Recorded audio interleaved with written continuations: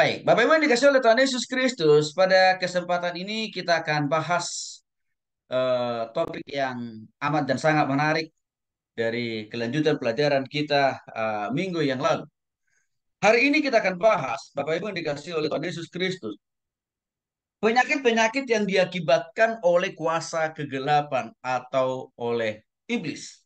Buka kurung, terlibat di dalam dunia okultisme. Nah, Bapak Ibu yang dikasih oleh Tuhan Yesus Kristus, mengapa hal ini begitu penting kita pahami?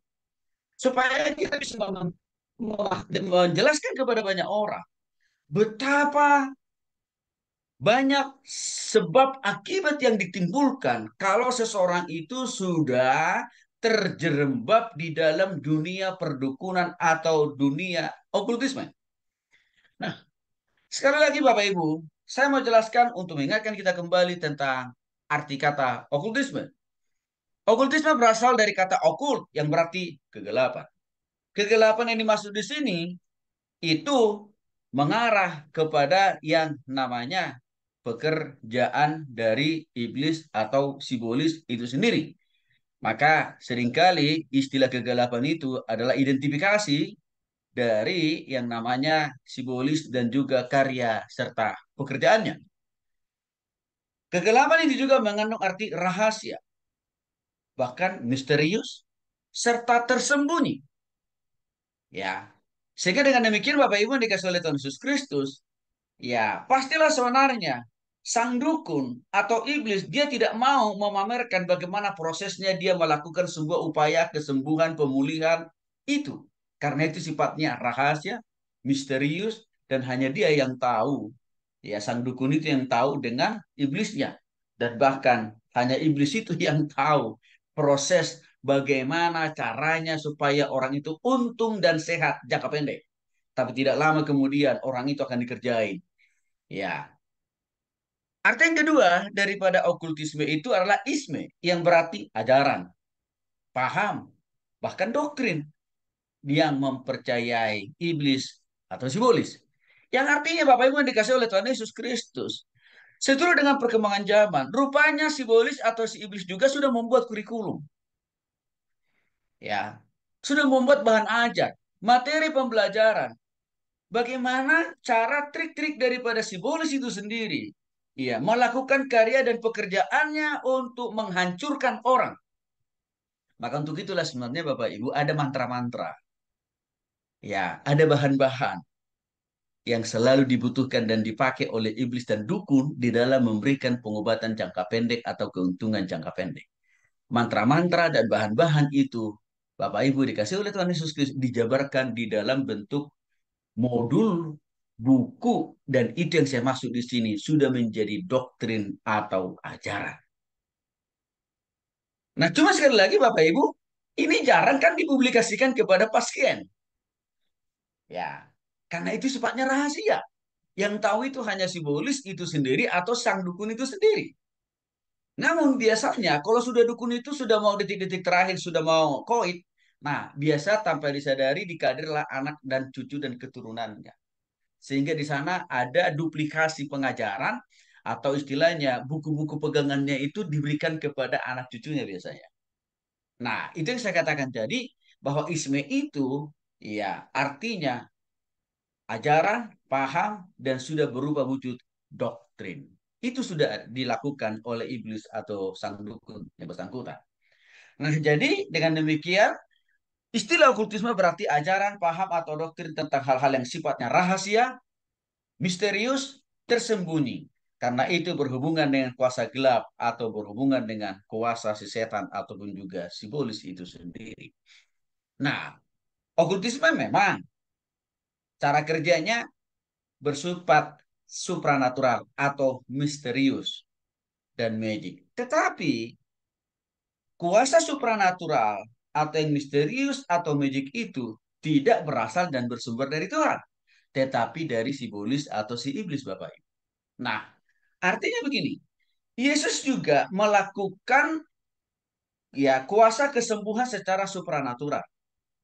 Namun, kuasa yang Yesus pakai adalah dari dalam dirinya sendiri yang notabene Allah itu sendiri. Nah, iblis juga memakai kuasa supranatural, tetapi memakai kuasa yang dari si iblis, si setan itu sendiri. Nah, di mana perbedaannya? Kalau kuasa supranatural, kesembuhan, pemulihan yang dari Tuhan, menobatkan orang, mengubah hidup orang, dan juga apa? Membawa dampak kekekalan bagi orang itu, baik rohani, jasmani, hidupnya. Sedangkan perbedaan kuasa supernatural yang berasal dari si iblis atau si iblis itu, Bapak Ibu, yang dikasih oleh Tuhan Yesus Kristus, tidak perlu orang bertobat. Kalau bisa lebih jahat lebih baik, kan kira-kira begitu. Yang berikutnya, ya orang itu dituntun untuk semakin lebih jahat lagi, bahkan lebih melawan Tuhan. Yang berikutnya, kesembuhan yang dipakai itu hanya sifatnya sesaat atau semu sementara.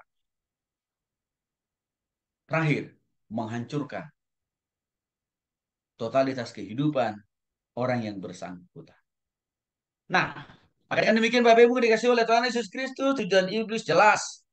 Memberikan kekuatan supranatural untuk menarik orang semakin jatuh dan terus-menerus terjerembab di dalam kubangan dosa.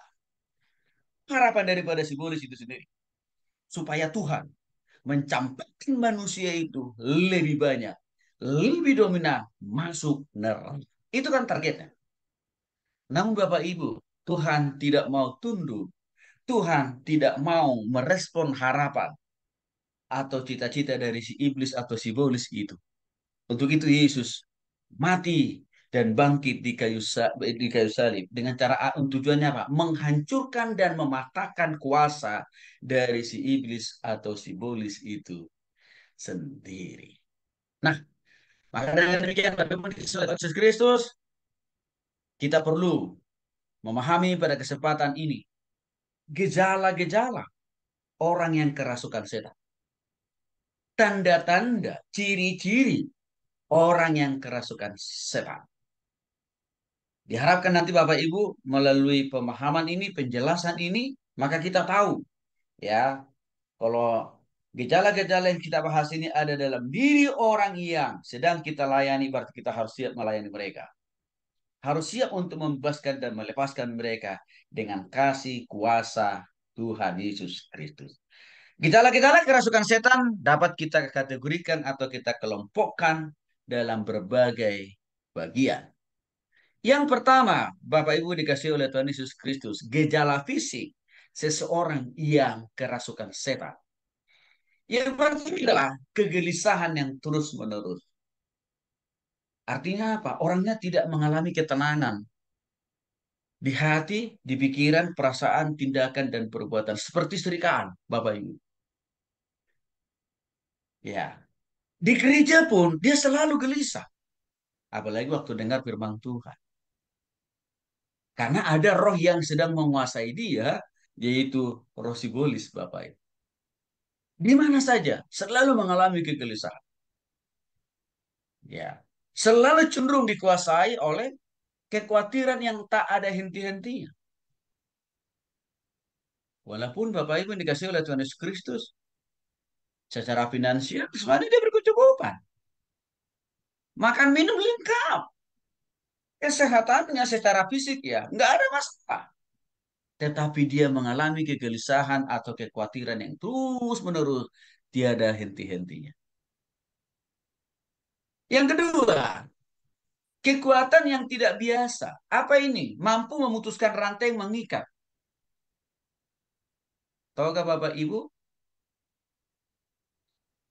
ada banyak orang kalau punya kalau dia sakit jiwa, ini sakit jiwanya sudah tidak terkendali. Biasanya kan dirantai. Kalau dalam bahasa orang Batak itu dipasung. Ya, kadang-kadang kedua tangan dan kakinya itu dipasung, diikat gitu Bapak Ibu. Nah, di dalam Lukas pasal 8 ayat 29 ada seorang anak muda yang kerasukan setan Bapak Ibu. Ya, sakit banyaknya setan yang menguasai si anak muda ini. Sehingga dia dirantai, dipasung. Dan saking begitu luar biasanya setan atau sibolis menguasai dia, dia dapat memutuskan rantai yang mengikat dia. Jadi memang Bapak Ibu yang dikasih oleh Tuhan Yesus Kristus, orang yang berpenyakit jiwa, sebenarnya ada indikasi orang itu bisa juga karena faktor kuasa iblis sedang menguasai orang itu. Nah, ciri yang berikutnya, kekerasan karena kerasukan setan. Di Matius pasal 28 ayat 29 dijelaskan itu. Ya, kekerasan karena kerasukan setan. Artinya apa? Dia bisa menghalau, melawan banyak orang. Sebenarnya bukan karena pakai kekuatan normal dia gitu kira-kira. Tetapi karena ada setan yang menguasai dia. Ya, dia bisa merobohkan dan meruntuhkan sebuah gedung bukan karena kekuatan normalnya, tetapi karena ada kuasa setan yang menguasai dia. Bahkan dia bisa dibacok berkali-kali oleh orang lain, ya, tanpa mengalami rasa sakit. Itu karena iblis sedang merasuki orang itu. Itulah yang kita singgung di dalam pertemuan kita minggu-minggu yang lalu. Ada sebagian orang mencari kekebalan tubuh supaya dia merasa sakti dan berani berhadapan dengan siapapun juga. Sehingga kalau dia dibacok, dia tidak merasa sakit. Sebenarnya itu bagian daripada apa? Tanda orang yang sedang dikuasai setan sebenarnya. Ciri yang berikutnya, keadaan terbelenggu. Artinya apa? Terkuasai oleh roh jahat itu. Setiap waktu, setiap saat, dimanapun, dan dalam keadaan apapun juga. Ya, ini bisa terjadi di dalam diri orang yang kerasukan setan. Sehingga di dalam tataran praktek kehidupan sehari-hari, Bapak Ibu, orang ini kelihatannya saya katakan tadi kosong tatapannya. Ya, kosong tatapannya. Jadi secara fisik dia bisa sehat kelihatannya. Ya, tapi secara jiwa nih, secara roh, orang ini bermasalah. Penampilannya bisa aja kelihatannya rapi, cantik, ganteng, tapi sebenarnya secara roh dan jiwanya terganggu. Ya. Nah, yang berikutnya, ada memang gejala itu karena penyakit bawaan atau kambuhan yang tidak dapat dijelaskan secara medis. Saya jadi teringat Bapak Ibu, pernah seorang teman saya, eh, dia dokter. Dia punya pengalaman seorang pasien datang dibawa ke dia. Lalu dokter ini periksa semuanya, nggak ada masalah, normal-normal saja. Ya, kondisi tubuhnya nggak ada masalah gitu. Tetapi si pasien ini ya seringkali tiba-tiba dia bisa jatuh tergeletak gitu kira-kira. Dan itu tidak mengenal waktu dan tempat Bapak Ibu. Nah, hal-hal begini bisa saja memang orang ini sedang kerasukan setan. Maka waktu itu saya katakan kepada dokter itu begini, memang dok, tidak semua sakit penyakit itu harus selalu ditandai oleh gejala-gejala secara jasmania saya bilang. Tapi ada juga orang yang kelihatannya sehat secara jasmani, tapi sebenarnya secara roh dan jiwa dia tidak sehat. Dan penyebab dari hal itu apa? Karena orang itu sebenarnya dirasuki atau dikuasai oleh setan. Nah, itu. Maka solusinya ya tentu bukan dikasih minum obat atau tidak perlu dirawat di rumah sakit itu. Maka solusinya dibutuhkan Bapak Ibu sebagai seorang konselor untuk melayani. Nah, gejala fisik yang lain misalkan kecanduan. Contoh, orang yang terlibat dengan narkoba itu kan bagian daripada pekerjaan iblis kan. Orang yang tiada hentinya untuk mengkonsumsi miras, bahkan orang tidak henti-hentinya untuk mengkonsumsi rokok dan lain sebagainya, itu kan bagian daripada pekerjaan dari si iblis sebenarnya. Kenapa? Karena ada yang mengikat dia untuk tidak mau rela melepaskan orang itu dari penyalahgunaan narkoba, miras, dan rokok itu. Seringkali orang yang merokok selalu membangun 1000 kali alasan dengan mengatakan, wah, Pak Pendeta saya pasti nggak bisa, Pak. Lepas, lekang dari ini gitu. Selalu begitu alasannya. Memang dikasih oleh Tuhan Kristus pernah saya melayani seorang bapak. Sudah usia 70 tahun. Beliau ini sudah terbiasa merokok sejak dari SD kelas 1 sampai dia usia 60 tahun. Memang tidak ada henti-hentinya itu, Bapak. Tapi Bapak memang dikasih oleh Tuhan Yesus Kristus. Saya tanya kita begini. Ada upaya, ada usaha yang sudah Bapak pernah lakukan supaya bisa lekang, lepas dari kebiasaan atau ketergantungan merokok itu? Saya bilang, sudah Pak Tony. Apa yang Bapak lakukan? Pokoknya ya berusaha dengan sekuat tenaga untuk berpuasa, nggak bisa juga Pak. Gitu. Tapi saya bilang begini, Bapak punya kerinduan nggak untuk lepas dari ketergantungan itu? Saya bilang, Pak Tony, saya punya kerinduan Pak. Cuma saya nggak tahu gimana caranya. Kalau Bapak punya kerinduan untuk lepas dan lekang dari keterikatan itu, saya bilang, caranya saya kasih tahu sekarang. Caranya gimana Pak? Bapak harus mau sungguh-sungguh bertobat pada Kristus. Memutuskan itu dengan darah Yesus. Dengan cara apa? Mengaku bahwa Bapak orang berdosa dan percaya darah Yesus yang telah tercurah di kayu salib juga berdampak menguduskan menyucikan Bapak dari ketergantungan rokok itu. Sehingga ceritanya akhirnya saya bimbing orang ini bertobat terima Yesus Bapak Ibu.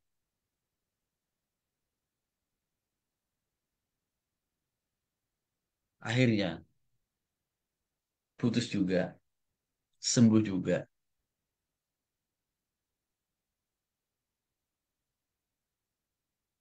Sekarang usia beliau sudah 71 lebih.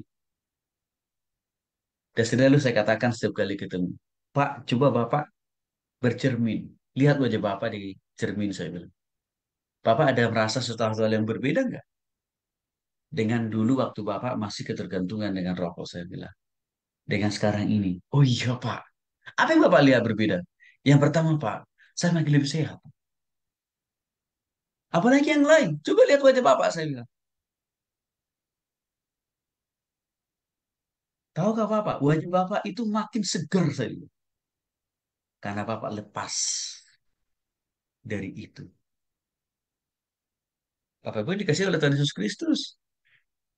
Ya, kalau kita hanya berikan saran, nasihat kepada orang yang terlibat dengan ketergantungan terhadap narkoba, miras, dan rokok, nggak bisa.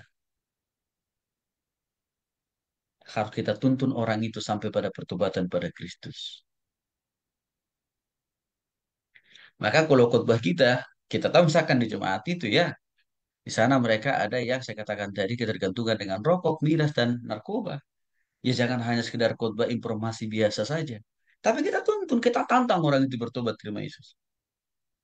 Dan tantangan kita itu harus detail. Sebutkan dosa-dosa yang harus mereka tinggalkan. Yang harus mereka serahkan kepada Tuhan untuk Tuhan putuskan. Pisahkan. Gunting dari dalam diri mereka. Kita sebutin aja itu. Ya, narkoba, keterikatan dengan narkoba, miras, rokok, dan masih banyak lagi dan lain sebagainya.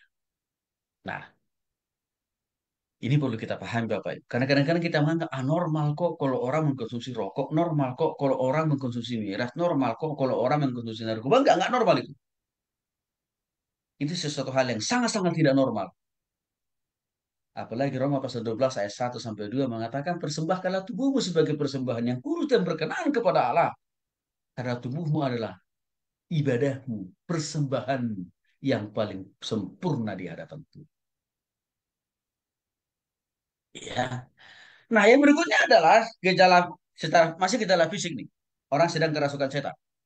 Dorongan seksual yang cenderung menyimpang. Contohnya selalu ingin berzina, padahal sudah punya istri. Selalu ingin, ya, memiliki lebih dari satu istri atau suami, alias berpoligami kan. Itu bukan pekerjaan dari Tuhan itu. Ya, masih tahukah Bapak Ibu kejatuhan Salomo ke dalam dosa? Sehingga roh Tuhan tidak lagi ada di dalam dia. Justru karena hatinya sudah mendua hati. Artinya apa? Kecenderungan untuk berzina, berpoligami, ya, sudah menguasai totalitas hati dan pikiran dan perasaan. Maka roh Tuhan undur daripadanya. Dan itu adalah awal kehancuran kerajaan kehidupan dari Salomo. Mereka tidak pernah, Bapak Ibu, orang Kristen sudah berpoligami, makin lebih baik hidupnya. Enggak ada itu. Sebaliknya, kalau yang wanita itu kan bigami, memiliki suami lebih dari satu. Itu tidak lain adalah pekerjaan daripada iblis juga.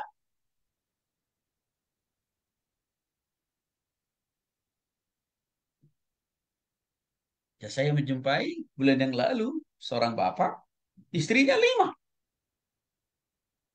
Tapi tahukah ibu, bapak ibu, orang ini sangat orang ini rupanya memiliki hubungan yang kuat dengan iblis, dengan kuasa okultisme. Alias apa? Dukunya banyak. Alasannya kelihatannya rohani, tetapi sebenarnya rohana. Apa alasannya? Waktu saya tanya, kok kenapa Bapak selalu ya, punya istri sampai lima? Saya bilang. Nah kan Bapak orang Kristen. Dia bilang, saya sedang mencari anak laki-laki, Pak. Dari istri pertama, kedua, ketiga, keempat. Saya tidak menemukan anak laki-laki. Maka saya terus mencari anak laki-laki sampai saya punya istri yang kelima. Hasilnya apa, Pak? Saya bilang. Dapat nggak? Enggak, Pak. Saya bilang, Bapak harus bertobat. Iblis sedang menguasai, si iblis sedang mengendalikan hati dan pikiran, bahkan memperalat Bapak untuk makin dan terus-menerus hidup dalam dosa. Jadi Bapak jangan menganggap ini sesuatu hal kehidupan yang normal. Enggak, ini tidak normal Bapak. Saya bilang. Bapak sedang kerasukan setan. Galatia pasal 5, 19-21, perbuatan daging telah nyata. Kecemaran hawa nafsu, keserakahan, perzinahan. Kan disinggung semuanya itu Bapak Ibu. Dalam Galatia pasal 5, 19 sampai dengan 21 kan. Nah, Bapak Ibu jangan lupa. Di dalam kehidupan orang-orang Kristen, ya perzinahan, poligami, bigami ini juga tinggi loh. Jadi jangan kita terkecoh hanya karena melihat orang itu hari Minggu rajin ke gereja. Pak, tapi kehidupan di belakang layarnya nggak karuan gitu. Ya. Tapi yang lain, perubahan suara. Artinya apa? Orang yang kerasukan setan, biasanya orang itu tidak memakai bahasa aslinya. Enggak.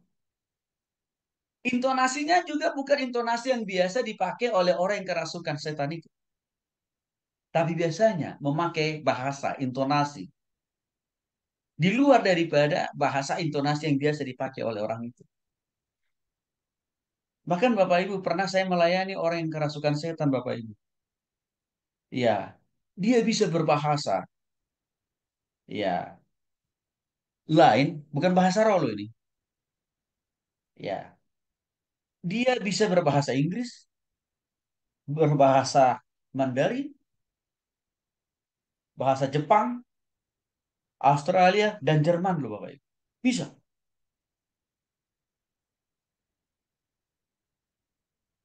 Dan waktu dia mengungkapkan lima bahasa tadi, itu bukan pakai bahasa dia sehari-hari.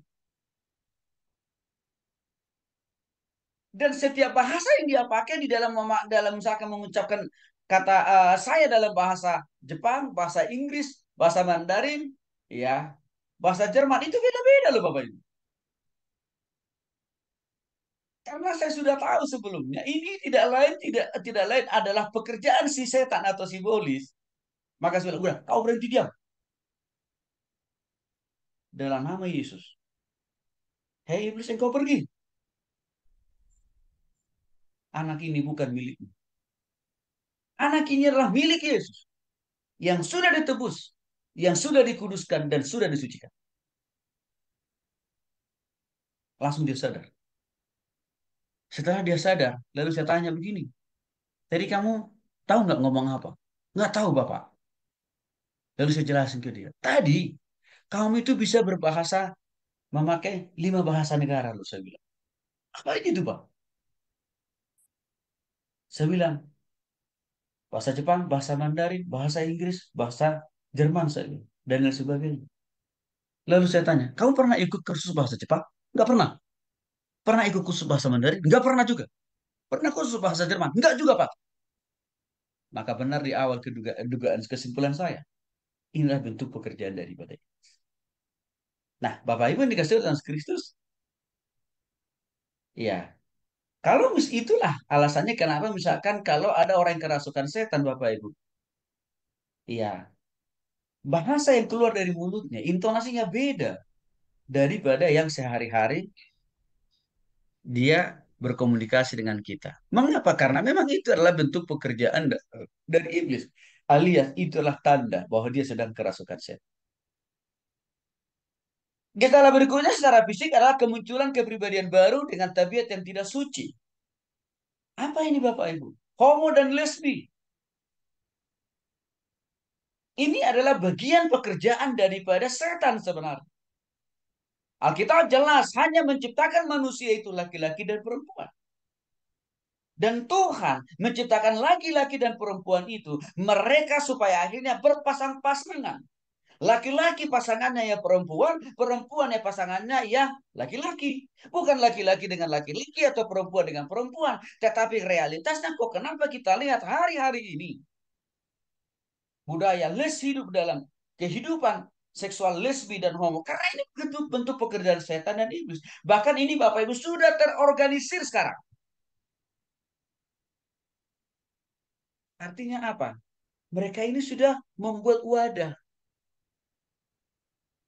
Semacam organisasi kumpulan ya yang memiliki kelainan. Baik mereka sebagai lesbi atau juga homo. Ini sudah terorganisir. Cuman pemerintah belum melegalkan mereka sebagai bentuk organisasi. Tapi mereka sudah punya kepengurusan. Mulai dari tingkat pusat, provinsi, kabupaten, dan kota. Itu sudah ada. Bahkan terakhir, waktu saya nonton di sebuah stasiun televisi, ketua umumnya itu orang Batak loh Bapak Ibu. Ya, pemimpin dari organisasi orang-orang lesbian. Itu orang Batak.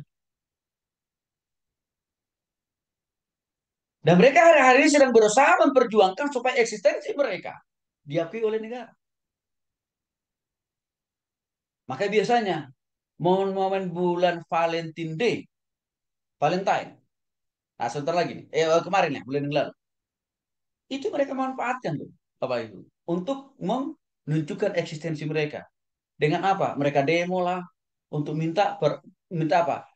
Hak hak mereka dilegalkan, diakui oleh pemerintah menjadi wujud organisasi. Dasarnya mereka pakai apa? HAM, hak asasi manusia. Bapak Ibu dikasih oleh Tuhan Kristus, ini kan bentuk pekerjaan iblis sebenarnya. Artinya apa? Orang itu sedang dirasik oleh setan. Itu gejala fisik. Lalu bagaimana dengan gejala spiritual? Gejala rohani. Orang yang kerasukan setan. Yang pertama adalah jatuh dalam keadaan tidak sadarkan diri. Hati-hati Bapak Ibu. Ya. Ini kan sering terjadi misalkan dalam ibadah-ibadah KKR tertentu. Orang begitu senangnya, bahagianya kalau tiba-tiba dia jatuh kena pakai. Lalu kehilangan akal dan pikirannya. Dan kadang-kadang ada oknum hamba Tuhan bangga senang. Kalau ada orang yang maju ke depan didoakan ditantung langsung jatuh dalam keadaan tidak sadarkan diri. Dia merasa bahwa dia sukses jadi hamba Tuhan. Hati-hati.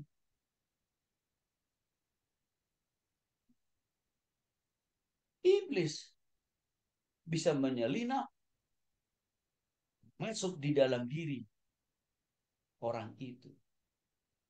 Ini kan seringkali dijadikan menjadi parameter, jadi ukuran bahwa seseorang itu sungguh-sungguh mau bertobat pada Kristus karena kenapa dia jatuh kelepak-kelepak. Bukan itu ukurannya Bapak Ibu. Kan saya sudah menemukan orang, ya setiap kali dia ikut ibadah KKR, jatuh terus dia. Kalau kalau altar call gitu, tapi nggak tobat-tobat, nggak pernah berubah-berubah hidupnya. Berarti artinya apa? Iblis menyamar menguasai orang itu.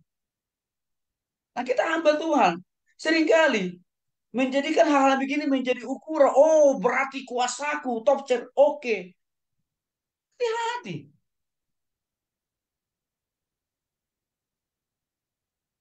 Ya, jatuh dalam keadaan tidak sadarkan diri. Dan bahkan saya sudah pernah melihat di sebuah cara KKR, Bapak Ibu. Ya, puluhan orang jatuh. Ya, tidak sadarkan diri. Bahkan apa? Kerasukan loh. Padahal yang menantang mereka untuk maju ke depan, siapa? Hamba Tuhannya. Dikerasukan. Setelah mereka jatuh tidak sadarkan diri. Wah, ini harus kerepotan juga. Saya dengan teman-teman untuk apa?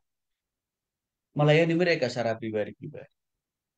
Nah ini nih, hati-hati Bapak Ibu ya.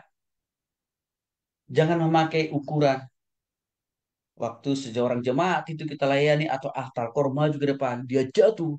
Wah berarti mantap nih, oke nih. Bahkan kadang-kadang ada juga sebagian hamba Tuhan yang sengaja menjatuhkan jemaat kan gitu ya. Entah didorong ke belakang atau sengaja kepalanya ditekan gitu. Saya nggak pernah melihat cara-cara itu dipakai oleh Tuhan Yesus ya di dalam perjanjian lama atau juga dalam perjanjian baru. Nah kayak gini terjadi. Ciri yang berikutnya apa? Dia selalu menunjukkan sikap tidak suka dengan yang namanya Yesus. Menunjukkan sikap dan tindakan permusuhan dengan Tuhan.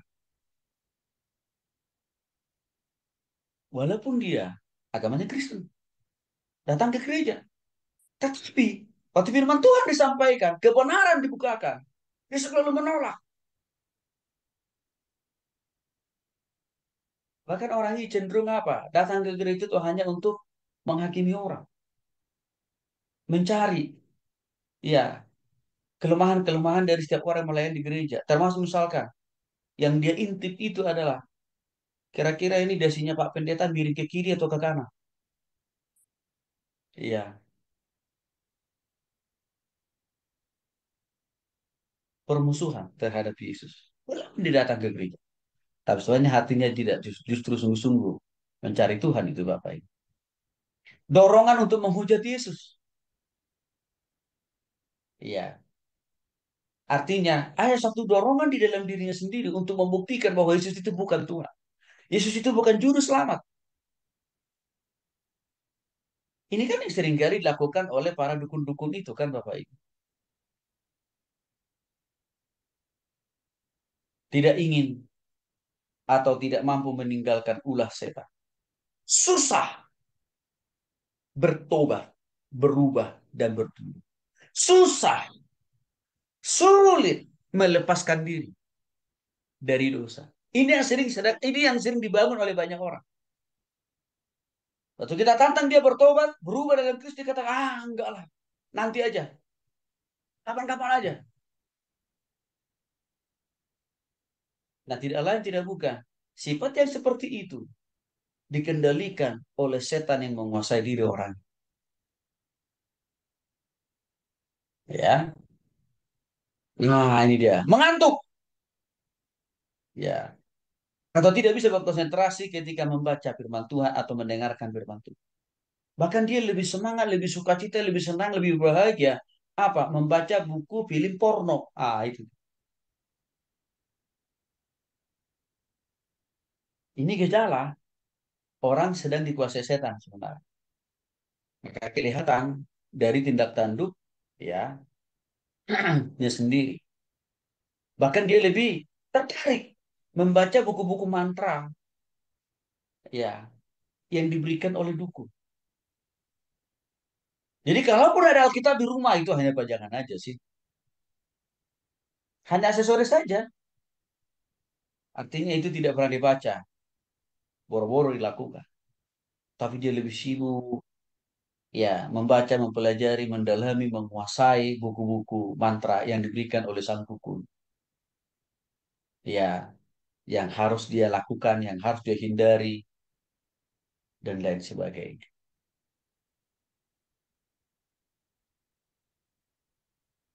Gejala spiritual yang berikutnya adalah pikirannya terus-menerus terganggu. Ya, susah fokus, susah konsentrasi. Lebih khusus misalkan pada waktu lagi berdoa. Karena pikirannya selalu diisi hal-hal yang bersifat porno, kotor, najis. Markus pasal 7 ayat 21 sampai 23.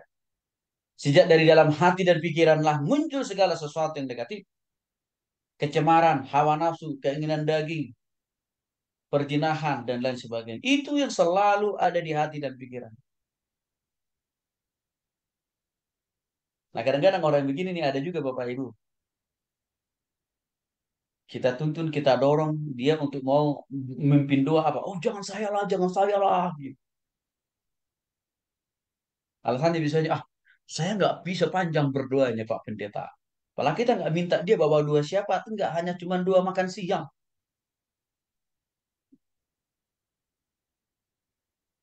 Nah, ini gejala secara spiritual Bapak Ibu. Karena ada yang mengganggu pikirannya, hatinya untuk tidak fokus. Karena iblis itu kan selalu berusaha menghalangi, ya, membatasi Tuhan bekerja di dalam hati dan pikiran seseorang. Nah, cuman orang yang kerasukan, orang yang dirasuki setan ini kan tidak sadar itu.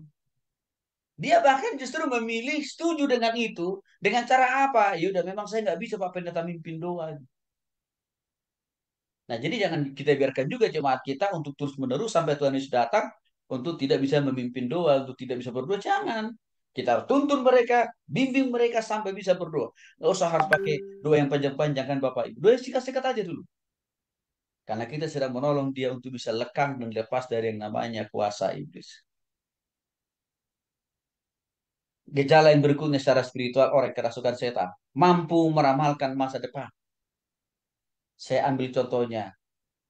Ya, ada dulu di Antv Bapak Ibu ya acara yang namanya Karma ya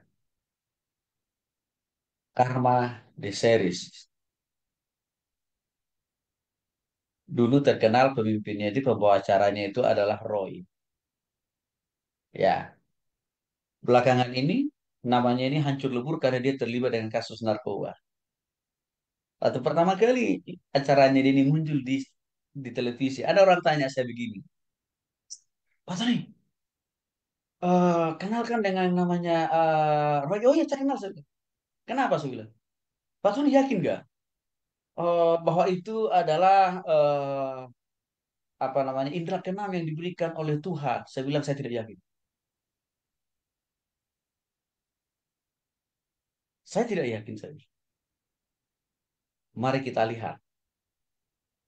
Ya, Tuhan akan buktikan bahwa apa indera keenam yang dia bilang dia punya itu bukan dari Tuhan. Maka gak lama kemudian orang itu tertangkap basah karena penyalahgunaan narkoba. Bapak Ibu dikasih oleh Tuhan Yesus Kristus. Ya, saya katakan jadi, iya, inilah bentuk-bentuk bagaimana iblis itu bisa merasuki orang sampai dia bisa terkenal loh Bapak Ibu. Bahkan sampai stasiun televisi pun mengontrak dia untuk sampai beberapa kali episode. Itu lebih dari 1 tahun itu acaranya. Jadi di sini kita lihat betapa iblis itu soalnya bisa merasuki semua segmen kehidupan manusia. Bahkan dia juga ya memakai media. menjadi perpanjangan tangannya dalam rangka apa? Mempengaruhi pikiran banyak orang. Maka dengan demikian Bapak Ibu dikasih oleh Tuhan Yesus Kristus, kita harus hati-hati orang tua ya. Jangan kita biarkan anak kita itu, bahkan jangan kita dorong anak kita itu supaya mereka mau duduk diam, mau duduk manis. Ya udahlah, terserah kamu mau tonton apa, tontonlah itu di TV. Hati-hati Bapak Ibu. Kita orang tua harus selektif, memilah-milih program yang edukatif atau mendidik bagi anak kita. Karena program-program yang ada di berbagai stasiun televisi tidak semuanya mendidik, enggak loh Bapak Ibu. Termasuk saya katakan tadi, kan enggak mendidik gitu. Sampai banyak juga orang Kristen yang mengamini acara yang di stasiun televisi tadi apa? Itu mereka anggap dari Tuhan. Tapi dari awal saya katakan itu pasti bukan dari Tuhan. Walaupun saya katakan tadi, agamanya Kristen juga. Hari Minggu ke gereja juga. Kalau usah ditanya dia punya Alkitab atau tidak, pasti dia punya.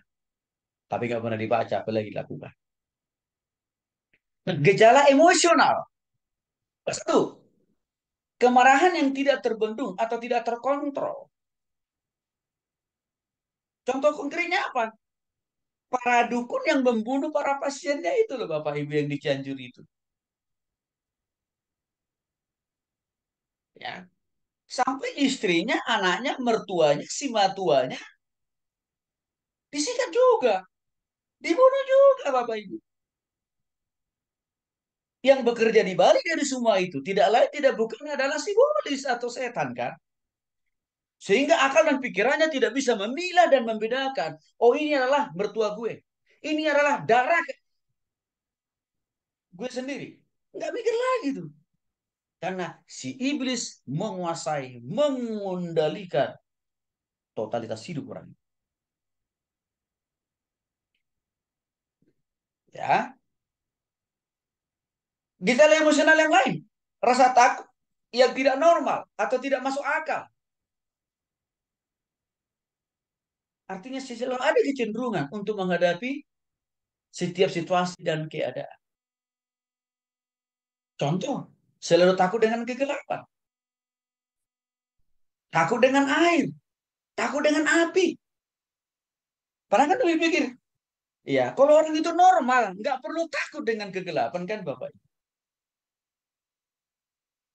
Kalau orang itu tidak dikuasai setan, tidak perlu takut dengan air. Karena tiap hari dia minum air. Kalau orang itu tidak dikuasai oleh si bolos, nggak perlu takut dengan api. Tapi kenyataannya itu ada. Bahkan ada orang takut dengan keramaian. Sehingga orang itu menjadi antisosial. Menutup diri. Kasus-kasus ini banyak loh Bapak Ibu.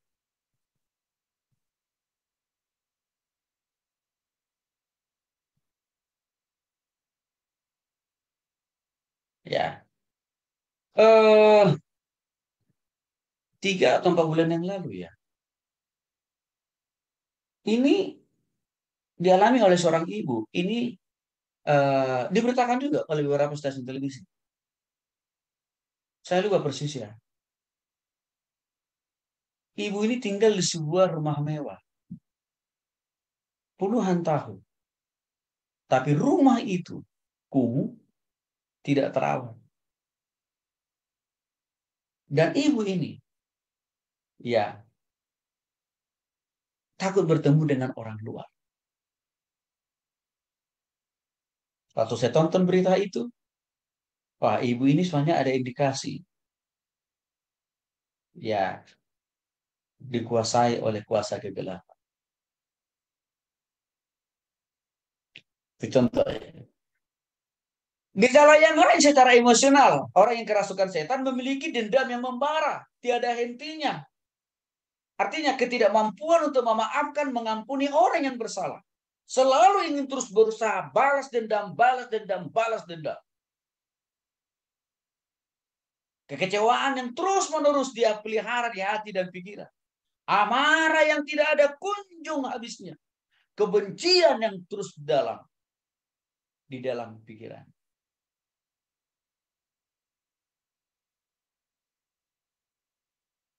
Ini pernah saya layani di dalam diri seorang ibu. Latar belakangnya karena suaminya pernah selingkuh.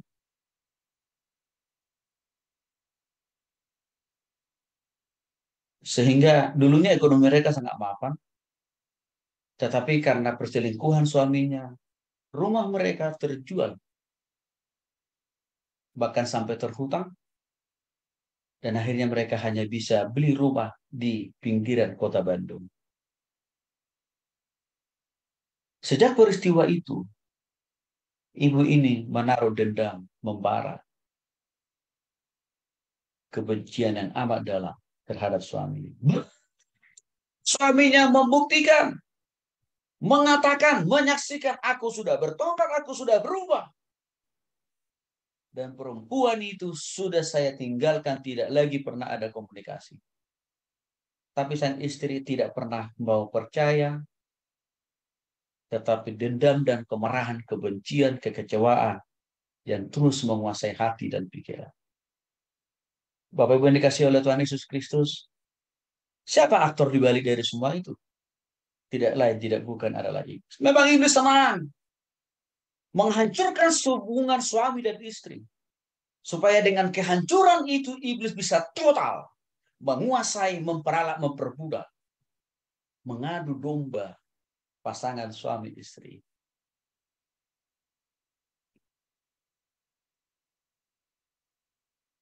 Namun Bapak Ibu dikasih oleh Tuhan Yesus Kristus, Tuhan izinkan saya melayani ibu ini dan juga dengan suaminya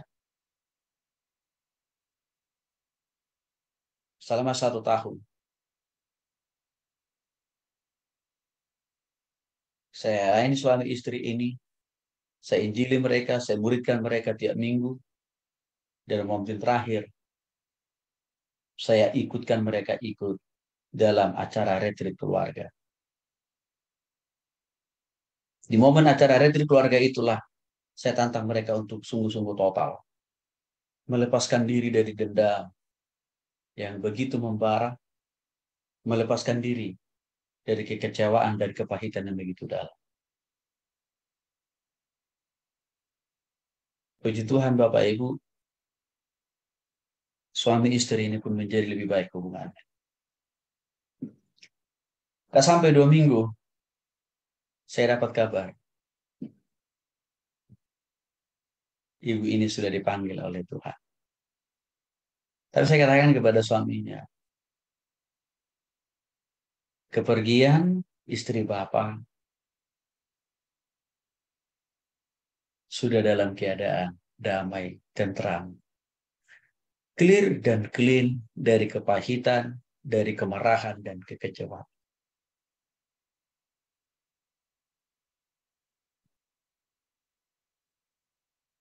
Nah, Bapak Ibu dikasih oleh Tuhan Kristus, beginilah caranya iblis bekerja.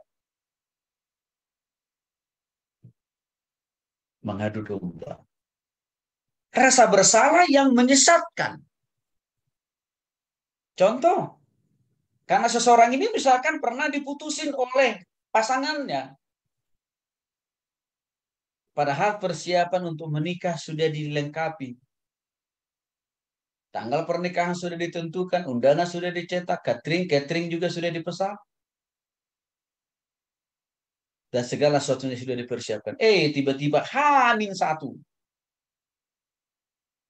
Pasangannya tidak kunjung tiba. Orang ini selalu menyalahkan diri sendiri. Padahal bukan dia yang salah. Pasangannya yang salah. Artinya ini bicara masalah pengalaman pahit di masa lalu. Kalau terus dipelihara, dikembangkan, dipertahankan, itu tanda gejala orang sedang dalam masuk dalam pengendalian iblis Bapak Ibu. Hati-hati juga itu. Ciri yang berikutnya kabur dari kenyataan dengan menyibukkan diri dengan kegiatan-kegiatan yang lain. Contohnya suka melukai diri sendiri, suka menyayat-nyayat daging sendiri, bahkan mengurung diri sendiri, alias antisosial. Disinilah sebenarnya katakan tadi, sedang berkuasa bekerja dalam diri orang ini, sehingga tidak ada rasa sayang terhadap dirinya sendiri.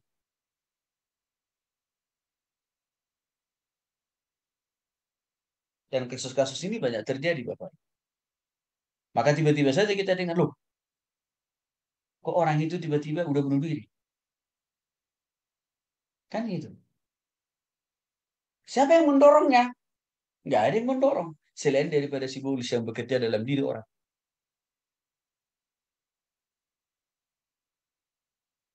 Gejala yang lainnya, memelihara pikiran bunuh diri untuk menghilangkan nyawa sendiri. Markus pasal 9 ayat 22 menjelaskan itu. Bapak Ibu dikasih oleh Tuhan Yesus Kristus. Yang mendorong Yudas itu untuk bunuh diri, karena iblis kan menguasai dia. Karena sebelumnya iblis juga yang menguasai Yudas untuk mengkhianati, menjual Yesus kan. Iblis yang sama mendorong dia untuk apa? Bunuh diri.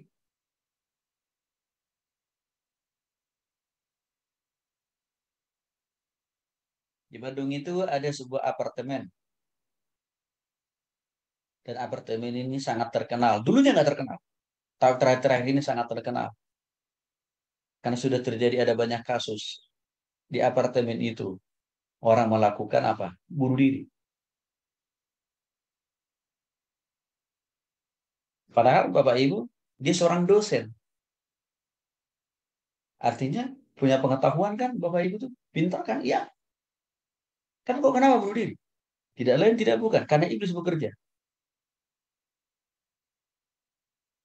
Ini juga pernah dilakukan oleh seorang pengusaha otomotif. Dia bunuh diri dari apartemen mewah yang notabene dia bangun sendiri, dia miliki sendiri, dia tempati sendiri. Dia loncat dari kamar yang paling tertinggi dan paling mewah di apartemen itu. Dan dia adalah orang kaya karena dia adalah komisaris perusahaan di bidang otomotif. Secara finansial kan nggak ada kurangnya kan Bapak Ibu? Tapi kok kenapa? Karena iblis bekerja dalam diri orang. Lalu gejala berikutnya adalah orang yang kerasukan setan, gejala mental. Apa ini gejala mental ini? Tanda-tanda satu, sering mendengar suara-suara untuk menyakiti diri sendiri dan orang lain. Ini gejala mental. Ya, saya katakan tadi, dorongan untuk bunuh diri sendiri itu adalah salah satu bentuk gejala mental sebenarnya. Kalau bukan itu, dia didorong untuk menyakiti orang lain. Itu gejala mental dari orang yang kerasukan sebenarnya. Nah, selama ini kan yang kita tahu itu orang kerasukan kalau sudah kelepak-kelepak, lalu pakai bahasa yang aneh-aneh. Iya, salah satunya itu. Tapi hari ini saya mau jelaskan lebih detail. Ada banyak sebenarnya gejalanya. Maka saya bagi di dalam beberapa aspek gejala. Termasuk di sini gejala mental. Ya. Depresi. Alias tidak punya pengharapan. Atau putus asa. Orang yang putus asa inilah yang sekali lagi cenderung Bapak Ibu mengambil jalan pintas untuk apa? Mengakhiri hidup sendiri. Saya pernah menjumpai seorang mahasiswa di sebuah perguruan tinggi Bapak Ibu yang sedang mengalami ini. Dia cerita ke saya, Pak Tony, saya sudah lebih dari 3 kali melakukan upaya bunuh diri. Lalu saya tanya, apa yang kau lakukan? Yang pertama, Pak, saya menjatuhkan diri saya dari lantai 3. Tapi saya nggak mati-mati, Pak, kata dia. Padahal saya ingin mati, Pak. Cara yang kedua, saya minum racun, Pak. Dengan harapan supaya saya mati, Pak. Tapi saya nggak mati-mati, Pak. Dan saya merasa lebih puas saya kalau saya mati.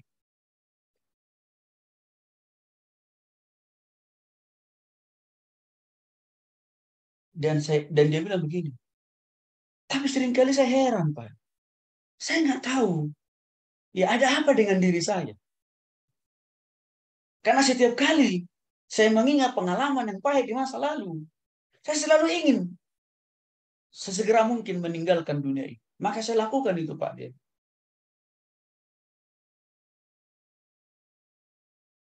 Ya memang bersyukurnya Bapak Ibu. Lewat mata kuliah agama yang saya ajarkan, anak ini bisa tertolong. Anak ini bisa terlepaskan selama mengikuti mata kuliah agama dengan saya, karena dalam setiap pembelajaran mata kuliah agama, saya bimbing dia untuk bertobat terima Yesus, bertumbuh, berubah, dan dewasa dalam Tuhan.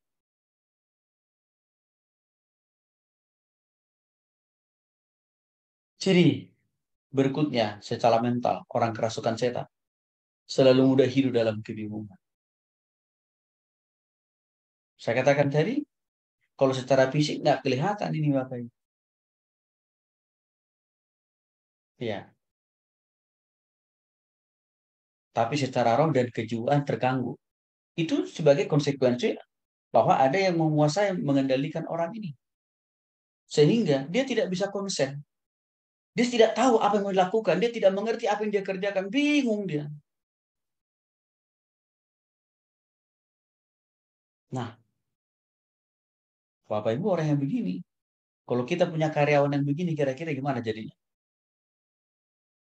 Kita sebagai pengusaha akan dibuat ribet. Karena orang ini kerjanya apa? Izin-izin terus. Alias nggak produktif. Soalnya kasihan orangnya. Kasihan. Dan beberapa orang saya sedang menangani orang-orang begini sekarang. Dikuasai pikiran-pikiran kotor atau yang tidak suci. Jadi isi pikirannya dari waktu ke waktu tidak lain tidak bukan hanya yang negatif. Hanya yang bersifat apa? Porno. Hanya yang berhubungan dengan dosa. Itu yang ada di hati dan pikiran. Sehingga ini mudah kita lihat waktu di dalam berkomunikasi. Kata-kata yang keluar dari mulut orang ini selalu cenderung hal-hal yang kotor. Maka untuk itu Paulus mengingatkan dalam Filipi pasal 4 ayat 8. Pikirkanlah hal-hal di atas. Apa itu? Yang adil, yang mulia, yang agung, dan suci, dan benar. Itu sama dengan artinya berpikir positif. Nah, orang yang selalu berpikir negatif, ini gejala. Ini tanda. Bahwa sebenarnya ada iblis atau si iblis yang sedang menguasai orang ini. Jangan kita menganggap Bapak Ibu sesuatu hal itu normal aja. Kok enggak, itu enggak normal justru. Ya. Ciri yang berikutnya, disiksa oleh mimpi-mimpi buruk yang kerap kali datang, menghantui, mengintimidasi hati dan pikirannya.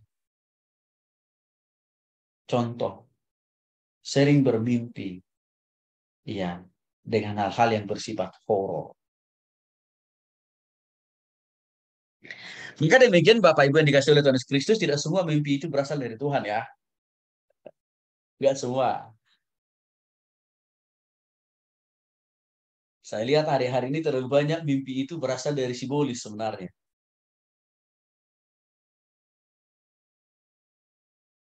Kenapa? Karena iblis nggak mau tinggal diam, mengganggu hati dan pikiran banyak orang di zaman ini, Bapak Ibu.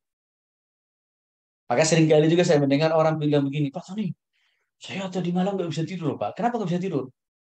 Wah, setiap kali saya mau tidur langsung, ya saya mimpi hal-hal yang seram loh, Pak.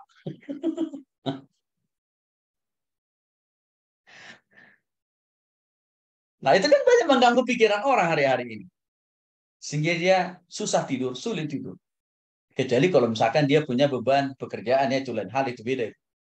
Tapi kalau pekerjaannya normal, tapi setiap kali dia mau tidur diganggu oleh hal-hal yang menakutkan, kan gitu ya.